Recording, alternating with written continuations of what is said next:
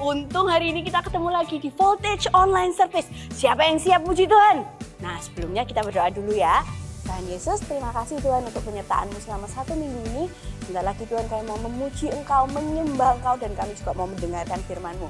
Buka hati setiap kami Tuhan, taruh perkataan-Mu dalam setiap kami. Di dalam nama Tuhan Yesus yang siap memuji Tuhan, katakan amin. Let's praise Jesus. Follow our moves. Oke, ikuti gerakan kita sama-sama ya. One, two, three, go.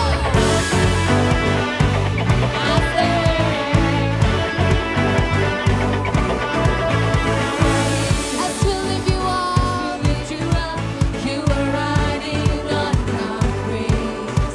Be enthroned over everything. You are seated in our praise. This is prophetic. I can feel it.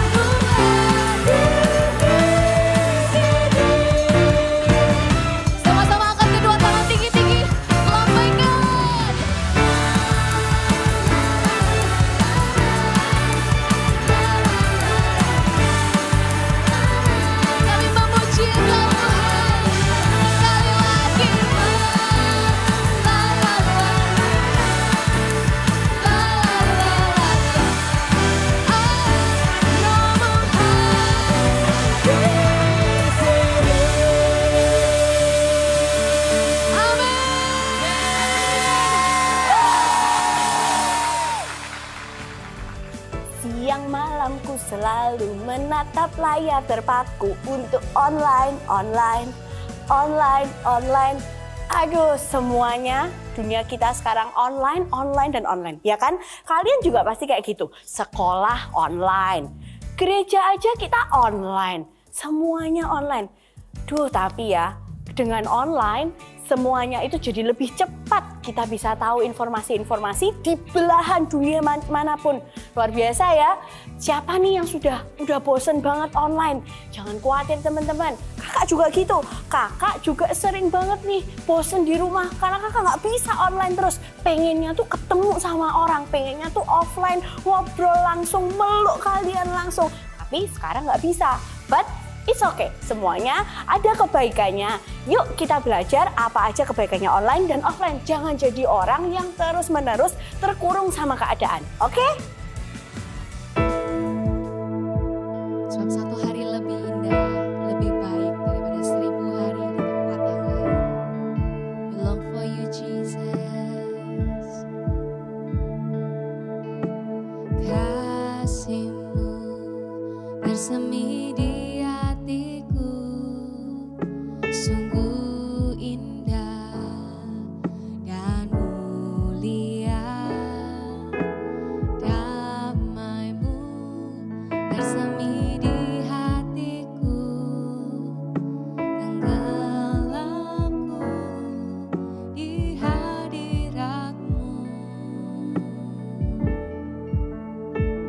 Engkau terindah, termegah, termulia, termanis.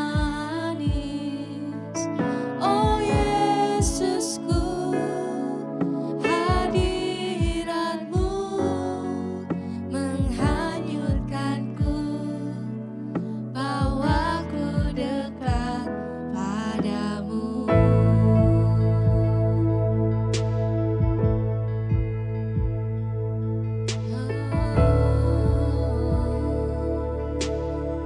Kasih-Mu mengalir di tempat ini. Kasih-Mu bersemi di hatiku, sungguh indah dan mulia. Damai-Mu bersemi di hatiku, tenggelamku di hadirat-Mu. Angkat kedua tanganmu, katakan bersama. Terindah, termegah, termulia, termanis. Oh Yesusku, hadirat-Mu menghanyutkanku, bawaku dekat. Engkau terindah, termegah, termulia, termanis. Oh Yesusku, hadirat-Mu menghanyutkanku, bawaku dekat padamu.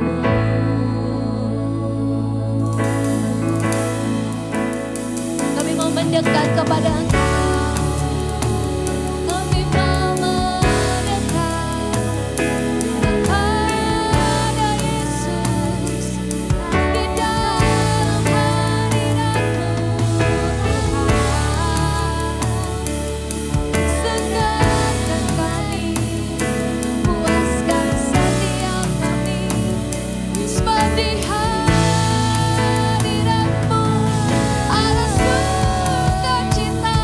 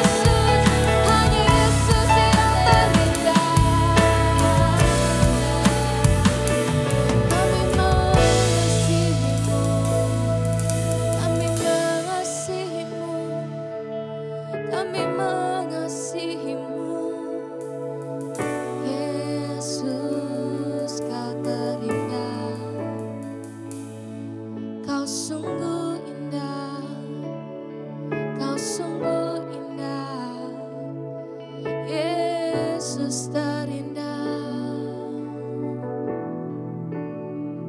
Engkau terindah, termegah, termulia, termanis.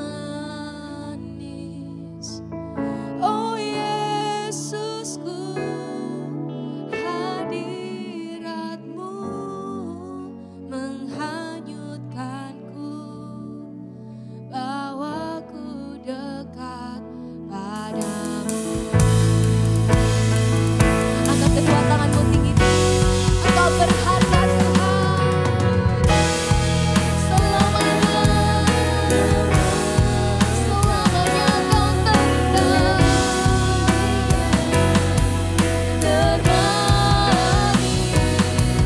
Oh Yesusku, hadiratmu menghanyutkanku, sebab Kau terindah. Amin. You are awesome in this place. You are beautiful in this place, oh Jesus. Oh Yesusku, hadiratmu menghanyutkanku, bawaku dekat padamu, menghanyutkanku, bawaku dekat padamu, menghanyutkanku, bawaku dekat padamu.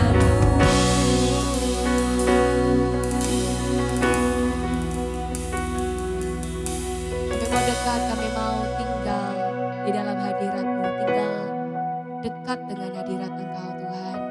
Engkau yang memuaskan kami, Engkau yang membuat kami penuh dengan sukacita, dengan kasih-Mu Tuhan. Terima kasih Allah Roh Kudus, terima kasih Tuhan Yesus, terima kasih Bapa di surga. Kami siap mendengar firman-Mu, haleluya, amin. What's up Voltagers? Kalian tahu nggak sih di tahun 2020 ini ada satu kata yang benar-benar populer banget. Menurut Voltagers apa sih kata itu? Bener banget, kata itu adalah COVID. COVID adalah satu kata yang benar-benar populer banget di tahun 2020. Tapi di samping itu ada satu kata juga yang nggak kalah populer. Apa itu Kak? Yaitu kata online. Yes, bener banget. Online itu juga benar-benar populer loh di tahun ini. Kalian tahu kan, kita semua hidupnya serba online. Dari bangun tidur sampai mau tidur, semuanya online. Sekolah online, CG online, meet up online, dan masih banyak lagi. Kalau dahulu kita serba offline loh, serba bisa ketemu teman, offline datang ke tempat langsung, tapi sekarang kita terbatasi oleh jarak dan waktu. Kalau begitu ya, menurut aku sih pendapat orang tuh bisa beda-beda loh. Ada yang suka online, tapi ada juga yang benar-benar bosen banget kalau online. Harus natap layar, matanya capek. Kalau kakak gimana, suka online atau offline? Tergantung ya, tapi mungkin ada orang yang berpikir kalau misalnya offline ini bisa bebas kemana-mana. Tapi juga ada orang yang suka di rumah, ia berpikir bahwa oh kalau online ini enak sih, nggak perlu pergi-pergi. Di rumah bisa mengerjakan segala sesuatu. Bener banget, jadi online dan offline punya kelebihan dan kekurangannya masing-masing. Nah, tapi ayo kita belajar untuk melihat dari bright side-nya guys. Nah, kita itu dengan ibadah online dan juga melakukan semua hal dengan online, kita bisa menghemat waktu. Kalau dahulu kita harus ke sekolah, sekolahnya mesti offline, bangun harus pagi, belum lagi biaya transportasi dan masih banyak lagi. Tapi sekarang di dunia yang online, kita dapat sekolah online, bangunnya ya mepet-mepet jam masuk sekolah sih, dan juga hemat biaya bensin, bener kan Kak? Yes, bener banget. So, poin pertama tadi adalah look on the bright side, ya kan? Ya benar banget. Selain itu kita juga bisa akses ke dunia online yang benar-benar bebas banget. Kita bisa akses ke HP, akses laptop, dan semuanya itu benar-benar bebas banget. Benar kan Kak ya? Yes, bener banget. Terus nih ada poin yang kedua, yaitu bersyukur untuk setiap musim yang kita alami saat ini. Mungkin kita kadang merasa bahwa, waduh Kak, kita ini terpaksa masuk dalam dunia online. Dari bangun pagi, sekolah online. Setelah itu pulang, kita les juga online. Belum lagi nanti kalau ketemu temen, mau kerja kelompok juga online. Kita seolah-olah masuk dalam dunia baru. Tapi kita sebagai anak Tuhan, kita seharusnya bisa bersyukur. Kita tahu bahwa pengalaman ini adalah pengalaman indah dan berharga. Emang apakah indahnya? Tanpa kita sadari ya, ketika kita hidup dalam serba online sekarang ini, kita bisa punya banyak waktu untuk keluarga, kita bisa belajar hal-hal baru. Mungkin yang sebelumnya kita rasa nggak punya waktu, tapi sekarang kita bisa melakukannya. Dan juga kita bisa mungkin merapikan kamar tidur, merapikan meja belajar. Itu adalah suatu hal yang kita bisa pelajari dari online ini.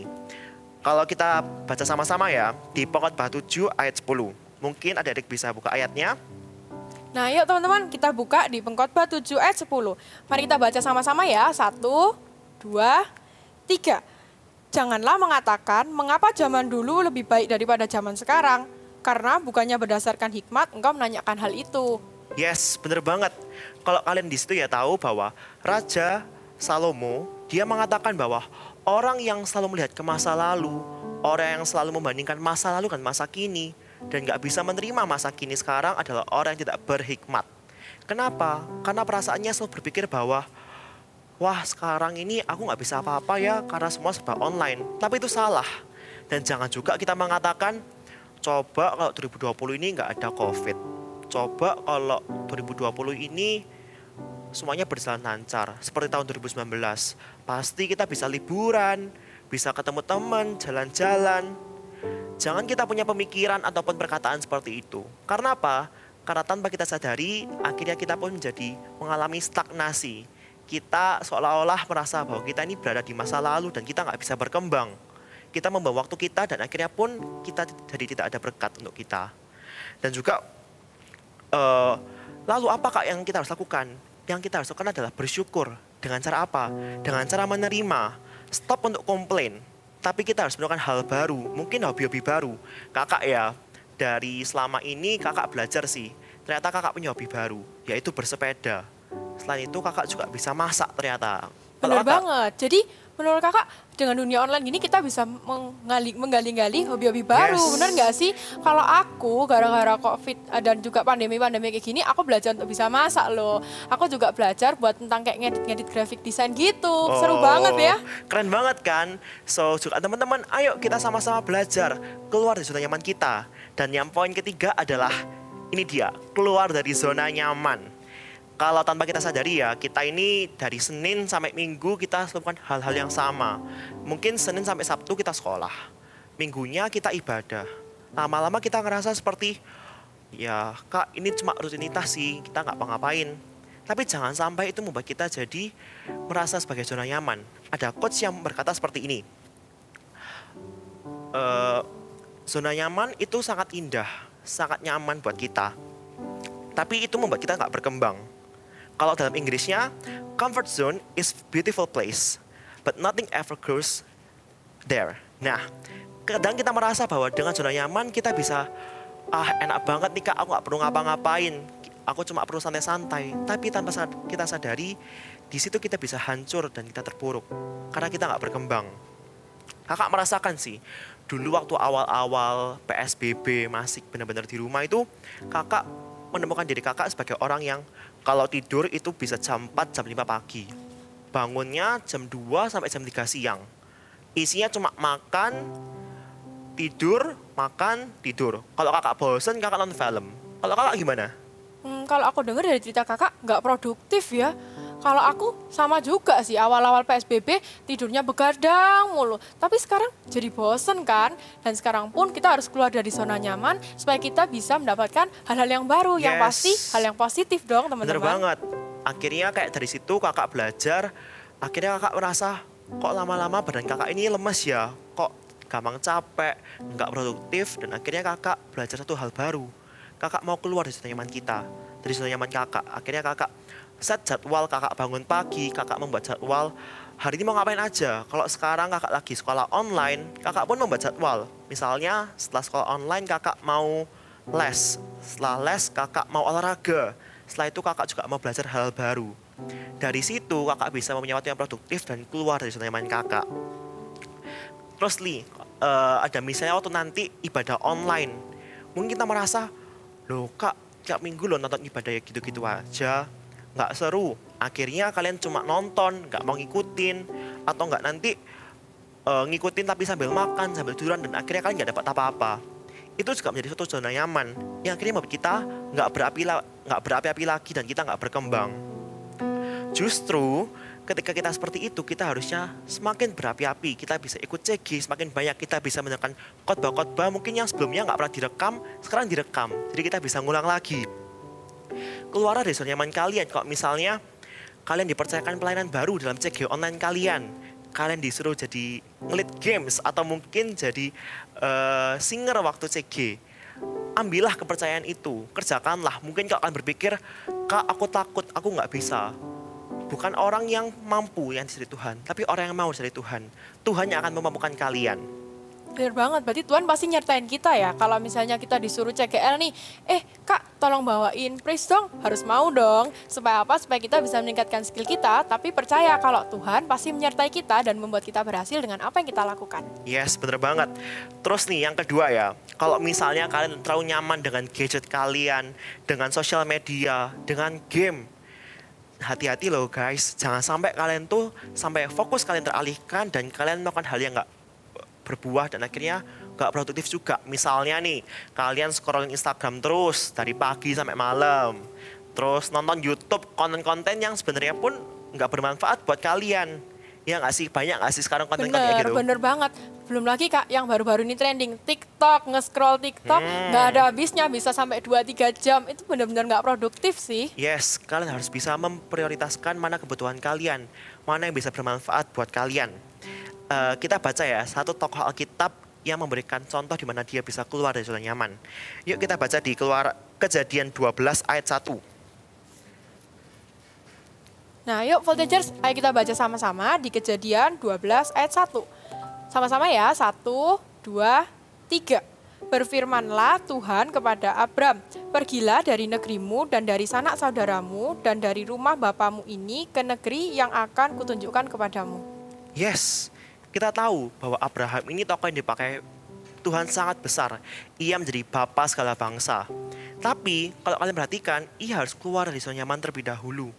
Coba bayangin deh, kalau misalnya Abraham nggak keluar dari zona nyaman. Ia nggak mau mendengarkan keluarga, tempat tinggal, pekerjaan, segala sesuatu yang sudah stabil baginya. Ia nggak mau melepaskan, mungkin ia nggak akan dipakai Tuhan. Sama loh seperti kita. Kalau misalnya kita mau dipakai Tuhan, kita merasa, Tuhan pakai aku Tuhan. Langkah pertama kita adalah keluar dari zona nyaman kita. Bukan kehendak kita, tapi kehendak Tuhan. Ketika kita mau dipakai Tuhan, kita mau dibentuk sama Tuhan, dari situ kita bisa keluar dari zona nyaman dan dipakai Tuhan lebih lagi.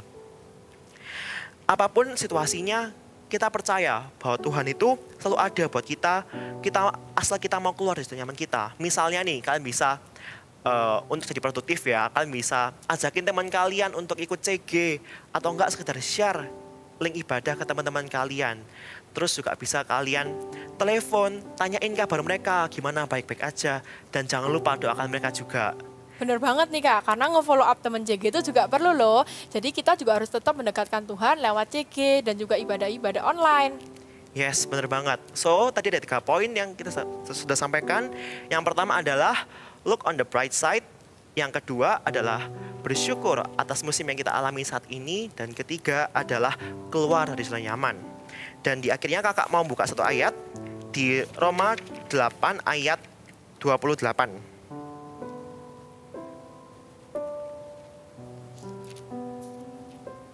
Oke, kita baca sama-sama ya. Kita tahu sekarang bahwa Allah turut bekerja dalam segala sesuatu untuk mendatangkan kebaikan bagi mereka yang mengasihi Dia, yaitu bagi mereka yang terpanggil sesuai dengan rencana Allah.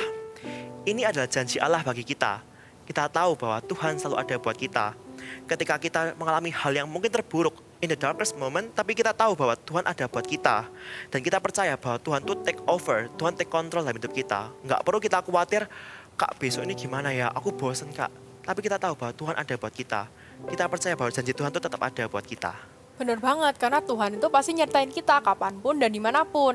Jadi jangan lupa guys untuk tetap berdoa, tetap jalin hubungan yang baik dengan Tuhan. Jangan lupa untuk saat teduh dan juga ibadah-ibadah online.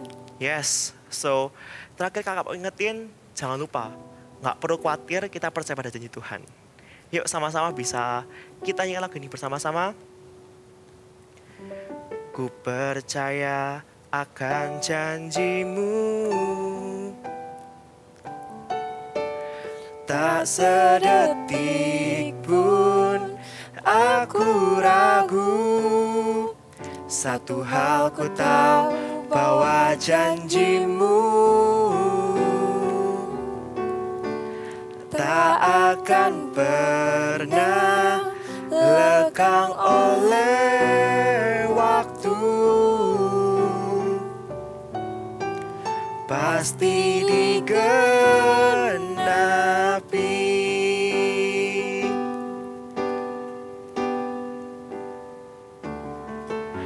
Ku percaya akan janjimu.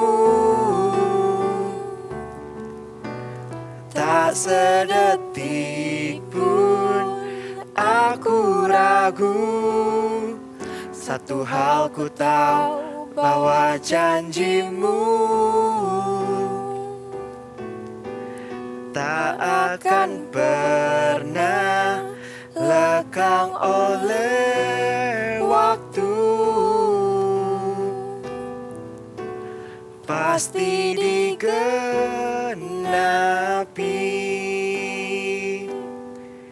Karena Dia yang berjanji adalah setia. Engkau yang lebih tahu. Kalian bisa letakkan tangan kalian dada. Ku percaya akan janjimu. Tak sedetik pun aku ragu. Satu hal ku tahu bahwa janjimu tak akan pernah lekang oleh waktu. Pasti digenapi. Yuk kita doa sama-sama yuk. Terima kasih Tuhan, terima kasih atas berkat-Mu Tuhan. Kami tahu Tuhan bahwa Engkau selalu ada buat kami Tuhan. Janji-Mu selalu ya dan amin Tuhan. Kami percaya dalam segala hal Tuhan. Mungkin dalam situasi yang nggak fine buat kami Tuhan, nggak nyaman buat kami Tuhan. Tapi kami tahu Tuhan berkat-Mu selalu ada Tuhan. Terima kasih Tuhan, biarlah berkat ini, biarlah firman ini dapat tumbuh berakar Tuhan dalam tanah yang subur Tuhan. Dan biarlah itu bisa meremah dalam hidup kami Tuhan. Voltagers, angkatlah kedua tanganmu dan terimalah berkat dari Allah Bapa, Allah Putra, Allah Roh Kudus yang selalu menyertai kamu, yang selalu melindungi kamu dari hari ini sampai sepanjang minggu ke depan Tuhan.